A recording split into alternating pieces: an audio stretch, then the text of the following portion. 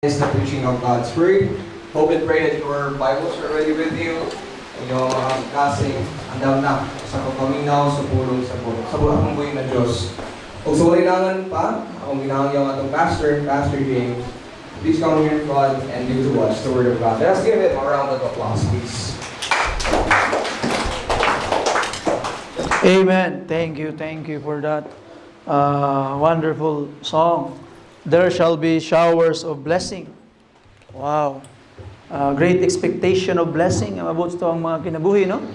And by the grace of God, that all of us will really be blessed. Mapanalanginan gid ang atong mga kinabuhi sa atong Ginoo. So, mga igsoon, I would like to ask you, as I have promised, since atoan ang biyaan ang atoang 2 Corinthians, and I believe nindot ang mga lessons Sunday school, Ma'am Bio, and even during kami na, it was very practical. Very practical atong lesson Sunday school today. Tudluan gid ta kung unsaon gyud pag-behave as Christians. And I believe ang atoang mga young people pod, both the young men and the young ladies, nakatuon po sila nga naapod ay mga dapat natong bantayan as believers of Christ. And we praise and thank the Lord nga naana nga mga lessons that we will be reminding ourselves isip mga Kristohanon. And since we have left ang 2 Corinthians, ako ang pangkuhaan og mga text, part of the chapters of 2 Corinthians, para ato ang, in a way, mapadayon nato ang ato ang progression sa tuang pagtuon sa New Testament. Kay para, pinaagi sa grasyas Ginoo, chapter by chapter, we will really know the Bible. Ito yung mabawaan, unsa ning mga parts sa Bible, mga kaigsuunan. I would like to ask you to open your Bibles with me in 2 Corinthians chapter 2. 2 Corinthians chapter 2. Last Wednesday, I have taken my text in 2 Corinthians chapter 1. And this afternoon, I would like to ask you to open your Bibles with me in 2 Corinthians chapter 2, verses 14 down to verse 17, and chapter 3, verses 1 down to verse 4. If you are there, please say, Amen. Manindog ta mga pinangga, atong tagaag pagtagad o respeto ang pulong sa atong Ginoo. Ang pulong sa Dios na gaingon, 2 Corinthians chapter 2, verse 14, the Bible says, Now, thanks be unto God, which always causeth us to triumph in Christ, and making manifest the savor of His knowledge by us in every place. For we are unto God a sweet savor of Christ in them that are saved, and in them that perish. To the one we are the savor of death unto death, and to the other the savor of life unto life. And who is sufficient for these things? For we are not as many which corrupt the word of God, but as of sincerity, but as of God, in the sight of God, speak we in Christ. Do we begin again to commend ourselves? Or need we, as some others, epistles of commendation to you, or letters of commendation from you? Ye are our epistle, written in our hearts, known and read of all men. That, for as much as ye are manifestly declared to be the epistle of Christ, ministered by us, written not with ink, but with the Spirit of the living God, not in tables of stone, but in fleshly tables of the heart. As such trust have we through Christ to God ward. Let's pray. Father God, thank you Lord sa imuhang mensahe nga gihatag ka na maamahan. Thank you Lord sa text Ginoo nga grabe ka informative o grabe ka exciting Ginoong Dios. Challenging kayo Ginoo from the Apostle Paul. And I pray Lord that this will really challenge us this afternoon Ginoo nga mahimong kani nga mga mensahe amo yung daladalahon sa adlaw-adlaw namong pagkinabuhi Ginoo. And we will be sharing it, and we will be living life according to it every day in Jesus name.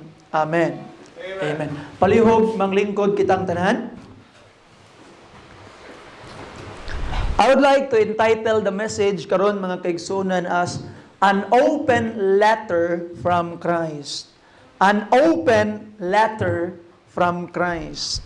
Open letter mga kaigsunan meaning everybody has the right to read. Ikaw ug ako naatay katungod nga mobasa.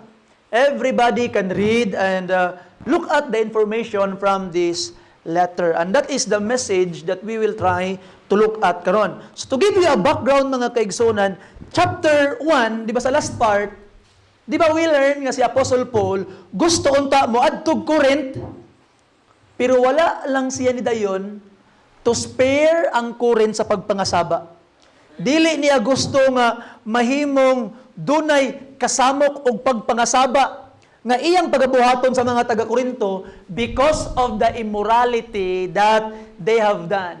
So para makalikay si Apostle Paul og dugang pangsamok og dili masakitan ang mga tao, mas gipili niya nga dili lang usa mo bisita kanila. But he tried to contact them through letters and through people para mahimong masettle una ang problema ay siya moadto didto. Because previously sa latest niya nga adto is wa sa pakapiha didto.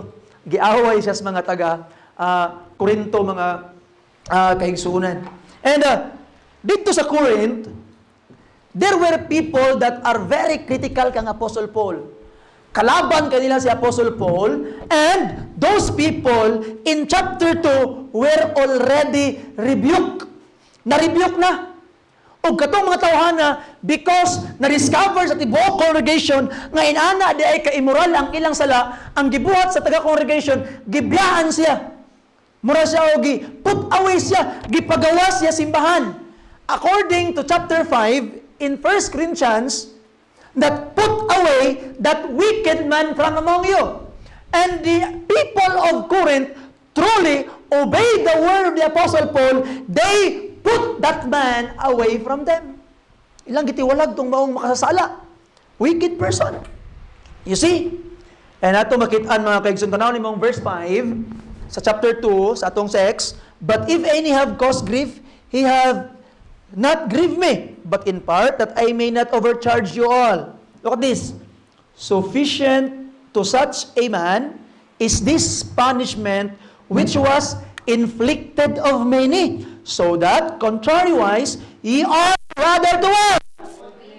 And comfort him, lest perhaps such a one should be swallowed up to with overmuch sorrow. So ato dayong ang simbahan dayong mga kaigsuonan must be firm in disciplining people, but also must be sensitive in forgiving them. Tanawa no? So ang simbahan dili dahil sa ingon nga isog-isog ra pirminti. Dili pwede nga kasaba ra pirminti. Dili dapat mabati sa mga katawhan that the church is firm. When sin, it is called sin, and we describe sin in its true color.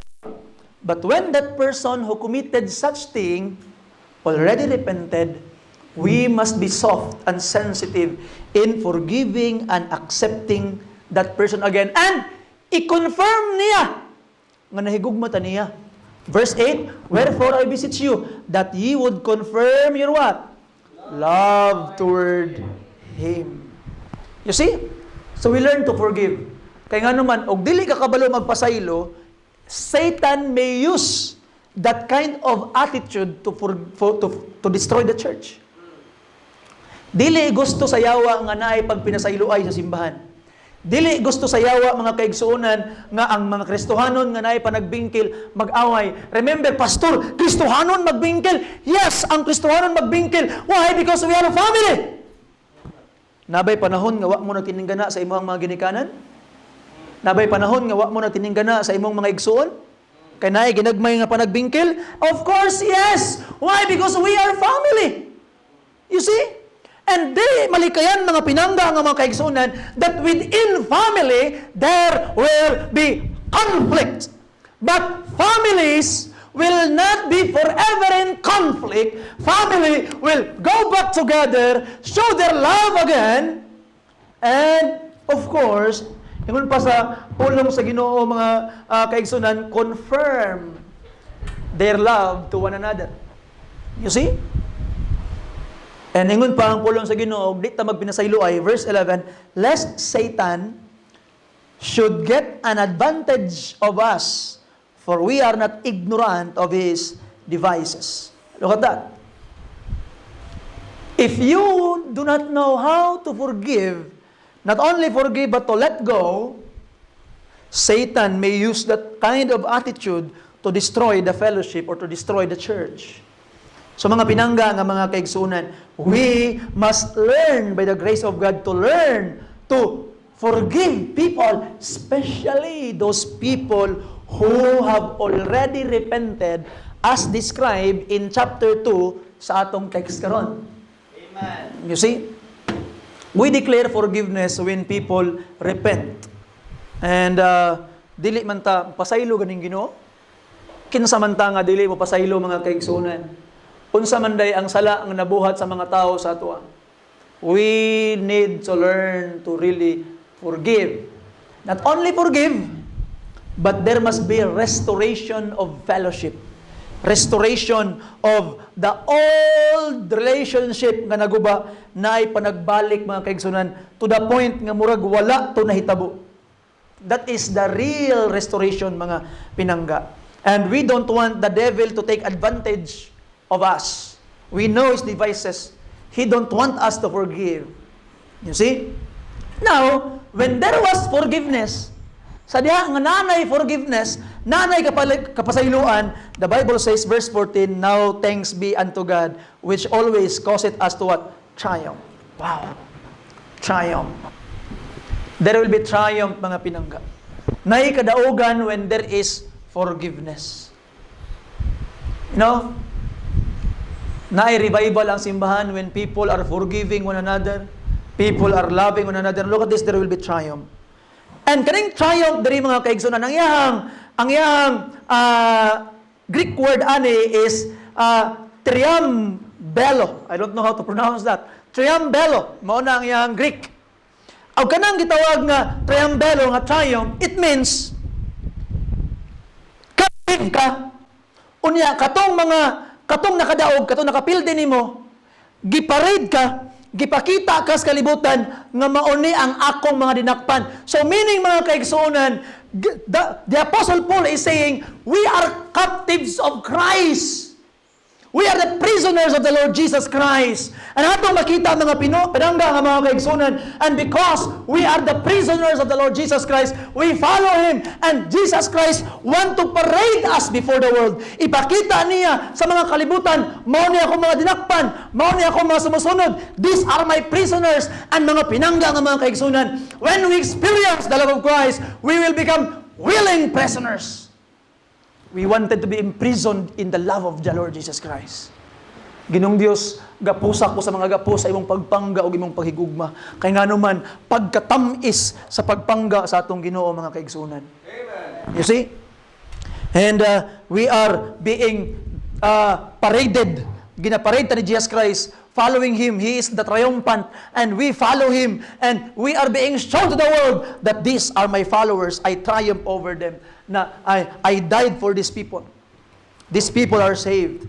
And tanawan nimong pulo sa Ginoo, and make it manifest, look at this, the savor of His knowledge by us in every place. Now remember this mga kaigsunan. Remember the title of our message. What is that? What was that? The open letter from Christ. Tanawa, ang kita di ay nga mga Kristohanon, we are open letter from Christ to the world. Because if the Lord wanted to let the world know who is He, dili niya ihatag sa mga tao ang Bible. Dili niya ihatag sa mga tao ang Bible. Dili Bible ang gamiton sa Ginoo para mahibaw-an sa kalibutan kung kinsa siya. But according to our text, look at this. Again, let me show you this. And make it manifest, verse 14, the savor of His knowledge by what? Us. In every place. So our lives is actually, number one, an open letter for the world. Your life, igsoon, is an open letter for the world. If the world wants to know unsang klase nga Dios si Kristo, they will be looking at your life. Grabe na kabugat nga responsibilidad. You see? I praise and thank the Lord from the testimonies. Nung kita nimo, no? Makita nimo ang mga pahiyom, ang kalipay sa mga Kristohanon, listening from your testimony, mga young people. You see? You know, you can be a great source of joy alang sa ubang mga Kristohanon. Nindot kaning mga Kristohanon, kay ngano man, pag makita nila ang uban nga nagmalipayon, nga magmangalagad sa Ginoo, sila pod magmalipayon. And remember this, you are an open letter that everybody in the world would read. Kung unsang klaseng Ginoo, unsa ang kaalam sa Dios, kamo ang ilang tanawan. Yan an open letter. And there are a lot of times that the world judge Christ by his Christians. And there are a lot of times the world would not believe the Christ because of his Christians. So it is a great, great, great responsibility. In what sense, Pastor? In what sense, Pastor, nga I am an open letter for the world from Christ? Unsa di ay ang mahitabo, unsa di ang ako ang ikapakita nila. Look at verse 15. I would like to try to show this, mga kaigsunan. For we are unto God a sweet savor of Christ. Humot kayo nga alimyon gikan kang Kristo in them that are saved and in them that perish. Look at this. So our message as an open letter is not only for the people to read, but also for the people to smell. Makarelate gud siguro si Ma'am Bio ani. Og si kinsa pa si Ma'am Jeanette siguro. Og si Ma'am Joy siguro og si Ma'am Karen. Kasi sila man gud ang mga women of age ato ang kauban karon. Di ba, Ma'am? Maghimo tag love letter. Kasi man sa inyo kahimog love letter. Nakahimo nag love letter, Ma'am? Wala pa. Sa una. Si Ma'am Karen daghan ka sa gihimo sa una kay daghan ko na dawat. Bitaw. Binuang lang. Okay? So napuno ko akong kwartog love letter sa una gikan ka Ma'am Karen. Bitaw binuang lang. Okay? So kanang love letter, sulutan nimo na. You pour out your heart, exciting kay ng love letter. Nya paghuman gani pag kanabitaw sa eskwelahan, makadawat kag love letter. Pagtawat nimo love letter man eh. Excuse me ma'am, can I go to CR for personal necessity? Magbasa ra ng love letter dito di ay. Nya pag abri nimo, umuta kay oy. Ngano man kay ilang sprihan og pahumot daan. Aya ihatag. Ma'am, tanawa si ma'am kano? Pila ka book love letter ni dadawat ni Patricio ma'am. Gikan sa imo ma'am. Ito ara di ay. Tuwara di ay. Okay? You see? Sa una kay love letter ba na makita gid mong effort, ang handwriting, ang pagpilo, usahay kat mga babae pagid mag-lipstick. Halukan pa gyud. Kuya kayo. Plano yo. Napahumutan. Pero karon, kuya na kay karon sa tong panahon karon. Hello, hi. Pag-asa ka, taga-Kidapawan, pareha dayta. Kumusta? Okay lang. Nana kay uyab? Wa pa. Pwede ako na lang? Sige. Dali ra kayo. Waray 10 minutes, uyab na. Muna sa panahon karon.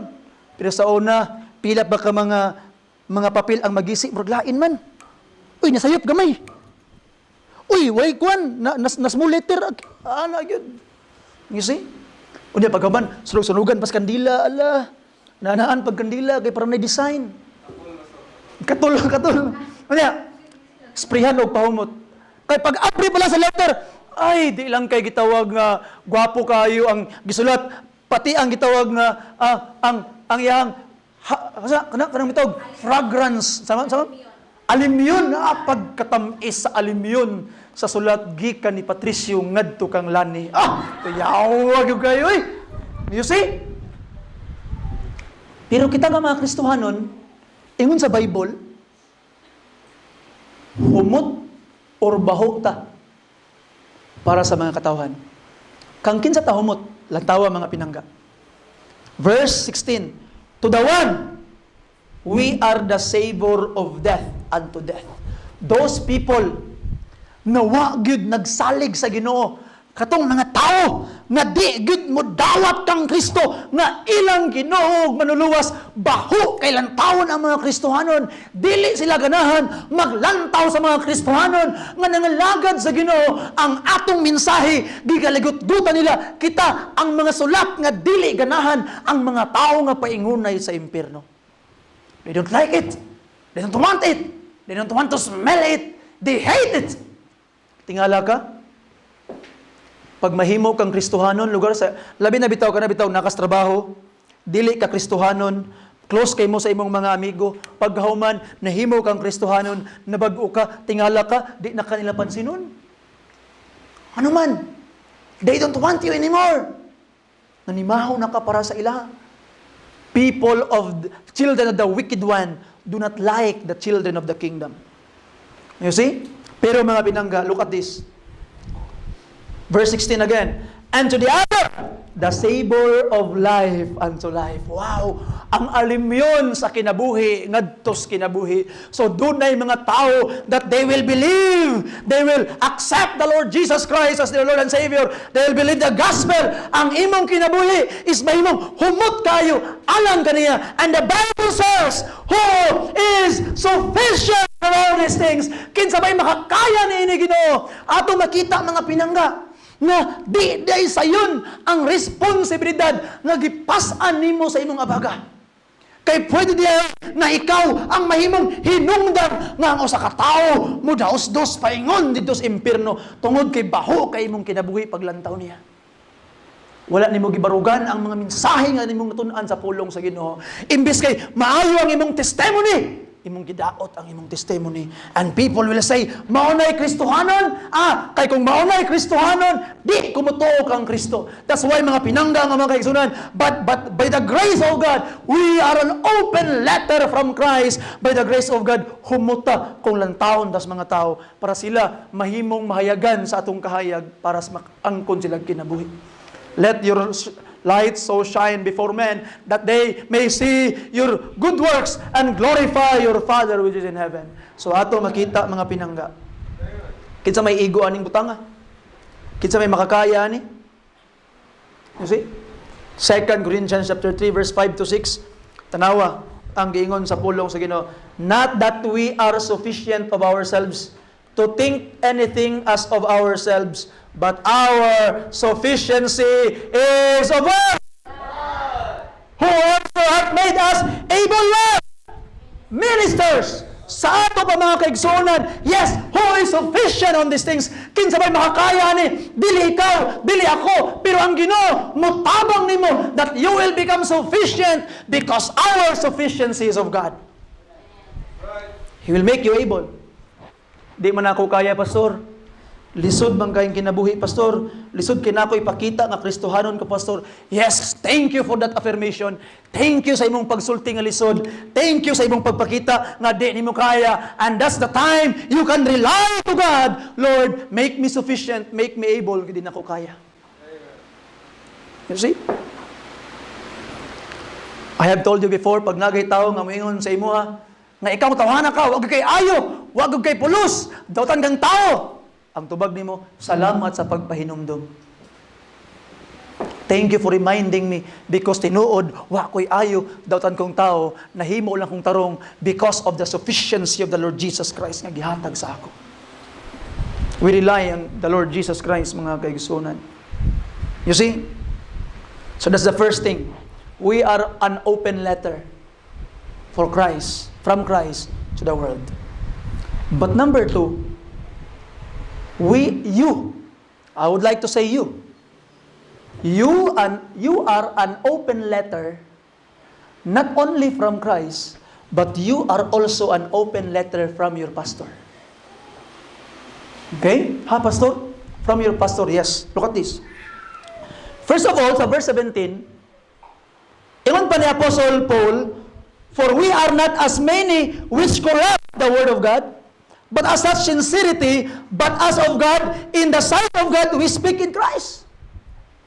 Speak we in Christ. So ato nakita mga kaigsunan, Apostle Paul is claiming that ang among pagwali sa pulong sa Ginoo is of sincerity. Nagtinarong mi, wala namo gihimong negosyo ang gitawag nga pagwalis pulong sa Ginoo. Corrupt here mga kaigsunan, it means to make a trade-off. Wala nato ginegosyo ang pagwalis pulong sa Ginoo. We preach the word of God. Why? Because we love souls. Amen. You see? Wala tanang ayaw bayad. Tanang ayaw ginana. You know? There are times mga kaigsunan that kanabitong na mga patay, na mga Bible studies. I really thank the Lord from within our fellowship diri sa simbahan. Kanang na mga Bible studies, kanang magwali kog patay, you already start handing me envelopes. Why? Because preaching and serving you is free.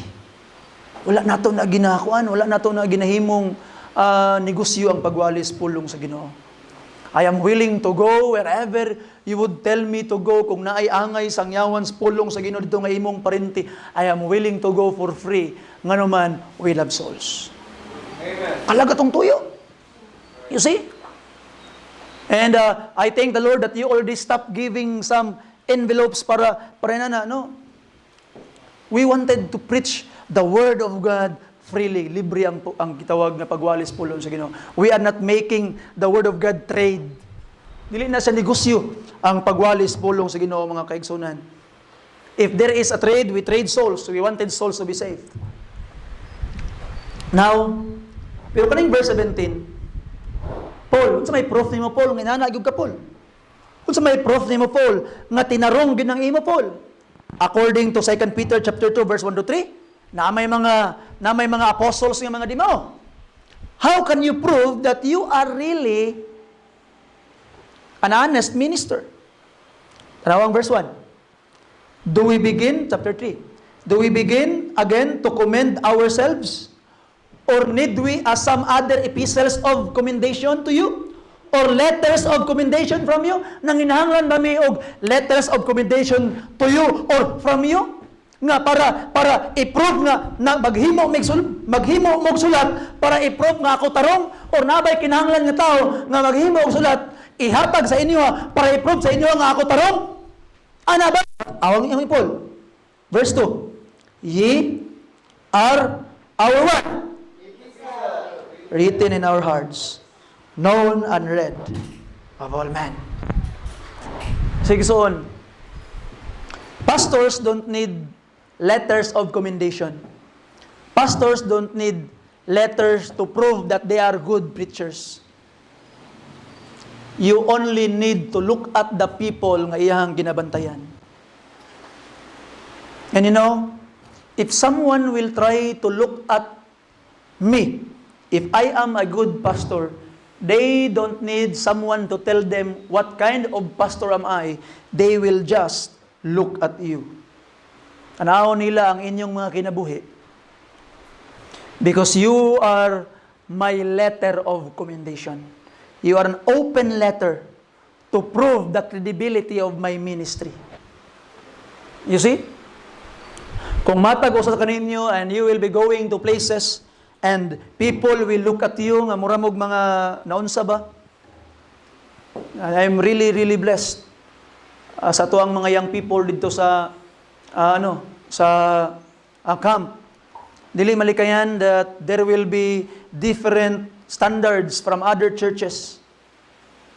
But even they have seen that there is some discrepancy of standard from other churches, they remain sa ilahang standard. You see? You remain. And by the grace of God, mga pinangga nga mga kaigsunan, stay like it.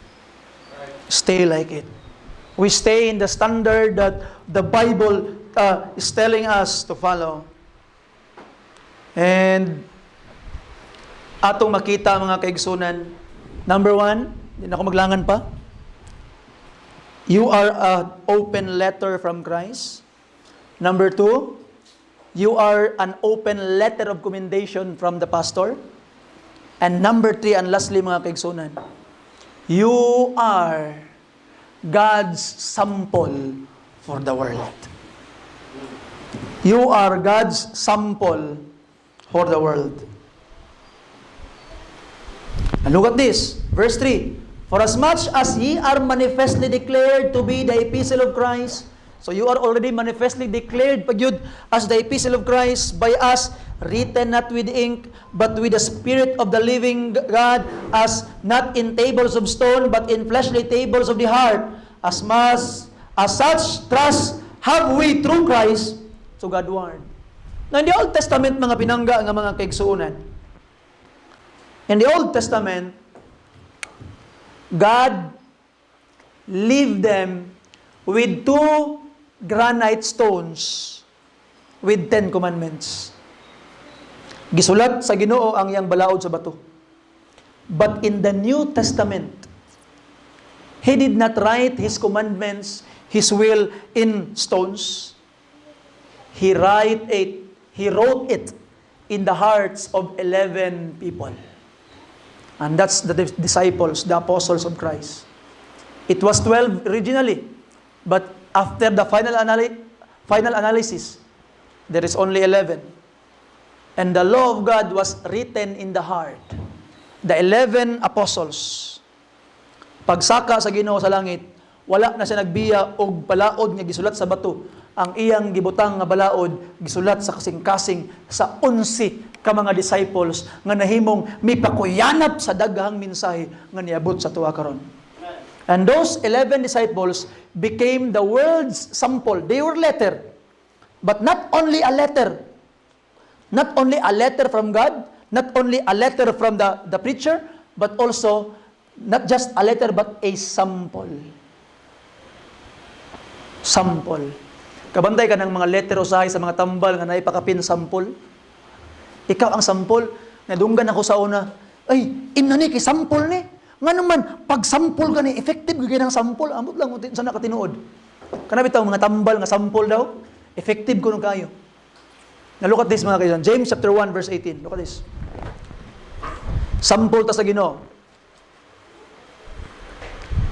If you're there, say amen. Of His own will, begot He us with a word of truth. With a word of truth. That we should be a kind of what? Of His. Do you know sa first fruits of His creatures? Kanang first fruits, pananglitan, baligya kag mangga, nangani kag mangga, mangita kag bayir. Ang imong buhaton, mukuha ka tong first fruits, magkuha ka og bukag, piliun to nimong mga gwapa kayo, ana, ibutan nimo bukag, dalon nimo dito sa gitawag nga, kaning mangumprahay, unya, tanawaw, mupait ka ni, mo ni sample sa amo ang mangga. Mainggan nitong mangumprahay nga naman, nakita niya nga gwapa kayo ang mga sample. Tingala, pag inako gwapa, dagko, makig mga smile lang. Okay. So, amen, may gugigwa na, pastor. Bitaw. So, ato makita mga kaigsuunan, when God wants to tell the world, unsa ang mahitabo sa usa ka tawo nga nagsalig nako, buana ang Ginoo, tan-awa ang mga membro sa Bible Baptist Church Kidapawan Singaw, mao na ang akong sample. Dili sayon nga responsibilidad, amen? Dili sayon nga responsibilidad. But again, our sufficiency is of what? God. Ang Ginoo mo'y mutabang sa ato. Dili sayon igsuon nga mahimo kang sample sa Ginoo. Number 1, open letter ka sa Ginoo para humot baka o baho baka tubangan sa mga katawhan. You will either send people to hell or send them to heaven. You are an instrument of God. And you an open letter as a commendation from the pastor. Kung imong kinabuhi tarong, it means nga ang pastor nimo tarong. Ang ato makita pod mga pinangga nga mga kaigsuonan that you are God's sample. Para ipakita niya sa kalibutan. World, do you want to believe in me? Gusto mo mahibalo kung unsay mahitabo sa tao nagsalig nako? Tanawa ang mga taga-Singaw. Wow. Muraog ka pangurog ang akong unod akong gina-imagine. Ngano man, bugat kay nga responsibilidad. Pero igsoon, dili na isalig sa Ginoo sa imo kung di nimo kaya. With God's calling comes God's enabling. He will enable you. And as we pray karon nga takna sa kahaponon, I invite you to come to the altar. Kneel down in your seats. Whatever you do, you pray. Ingna ang Ginoo, Lord, imo day kong open letter, Ginoo, help me to be a letter nga naay alimyon nga humot sa atubangan sa mga katawhan, makaangkon sila kaluwasan. And make me, Lord, a letter of commendation to prove that perhaps your pastor is a good pastor. And number 3, make me a good sample to the world. Nga maingganyo ang kalibutan nga motuo kang Kristo kay nakita nila ang kamaayo sa kinabuhi sa mga Kristohanon. Palihog manindog tang tanan. Magampo taman nga langit man. Oh, how we honor and praise you, Lord. Dili lalim ang amo ang obligasyon, Ginoo, as an open letter seen by the world. A commendation to prove our preacher's ability and grace that he received. And of course, Lord, labaw sa tanan, dili lalim Ginoong Dios nga mahimong sampol sa kalibutan. Ginoo, I pray that you would enable us and give us the strength that we need para amo yung matuman ang amo ang obligasyon ibabaw sa kalibutan. Help us to live a good life worthy of emulation, becoming a good example to the people around. Na ikaw, Ginoo, ma-honor sa mong mga kinabuhi. Salamat sa imong kaayo, Ginoong Dios. Forgive us from all our sins and shortcomings. In Jesus' name, among ipangayo ang tanan. Igsoon, let's have a short invitation.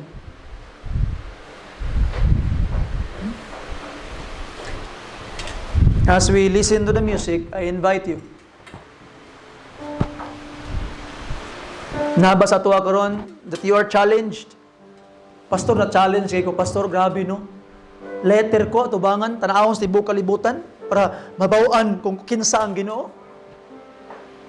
Letter ko to prove nga akong pastor tarong.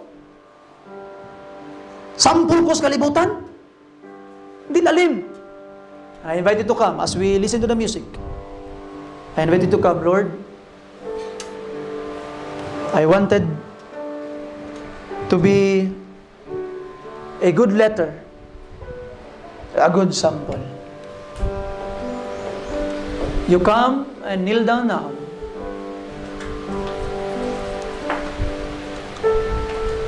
Surrender yourself to Jesus.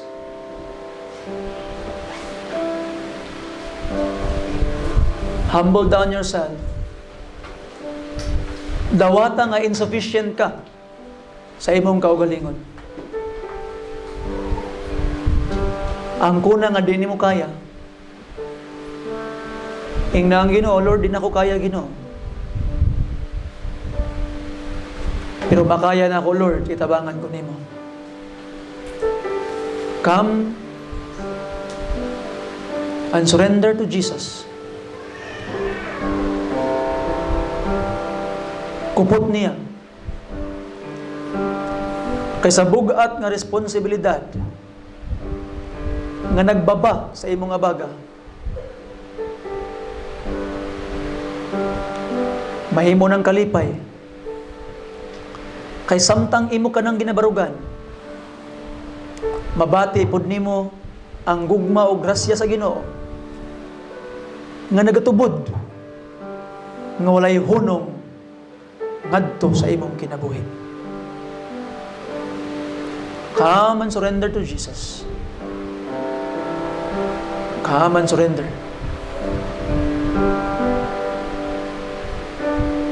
He will bless you. He will help you. Di lalim, no? Ginoo, dili lalim.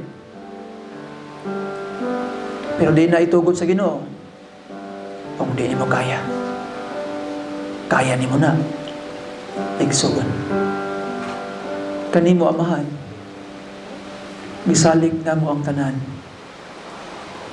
Salamat Lord sa mga pag-ampo sa imong mga anak. Sa ilang mga pag-surrender Ginoong Dios. Pagduol nga na kanimo Ginoo. Kaya mahan, nasayod ka. Dili na mo kaya. Pero kaya nimo Ginoo. Luya mi Ginoo. Pero kusgad ka. Wala mi kaalam. Pero nasayod ka sa tanan. Wa mi kabalo kung unsa among angay buhaton. Pero ikaw ang tuburan sa kahibalo. Mao na mahan, samtang nga among pag-aangkunon nga di na mo kaya. Among bukang gakson amahan. Kay ikaw ang motabang kanamo. Salamat Ginoo sa pagtubag niini nga mga paghangyo. Salamat sa pag-ampo sa imong mga anak. Tubag ka kini sa pinasahi nga pamaagi. And akong gipangayo Ginoo, among gipangayo ang gahom sa balaang espiritu nga imong i-shower sa tanan karon. And starting today, we will be sufficient because our sufficiency is of God. In Jesus' precious name, among isalig ang tanan. Amen and amen. Thank you, thank you. God bless you mga kaigsunan. Praying that God will bless us as we depart. Thank you, and please shake your hands one with another.